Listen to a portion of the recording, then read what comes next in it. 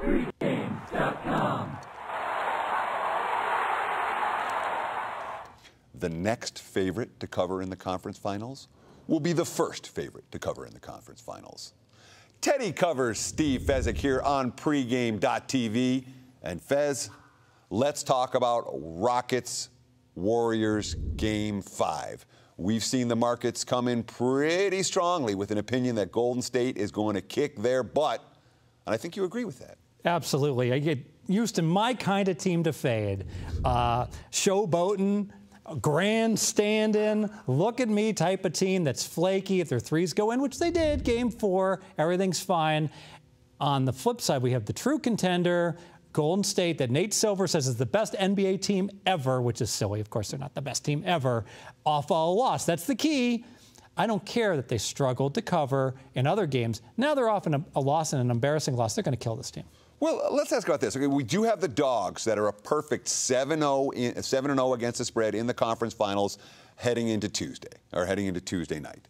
We have the fact that Golden State as home chalk, the best team in the NBA, or one of the best teams in NBA history, as you mentioned, according to Nate Silver and the math models, 2-5 against the number, laying points at home.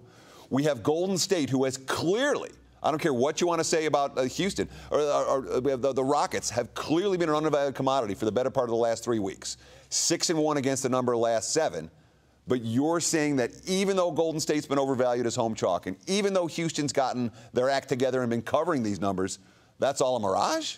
Correct, because Golden State has been kicking ass. They destroyed New Orleans. They won 4 in a row. If they're kicking ass, why are they 2-5 against the number at home? Because the point spread tax on Golden State's been so high. And the point spread tax here is even higher.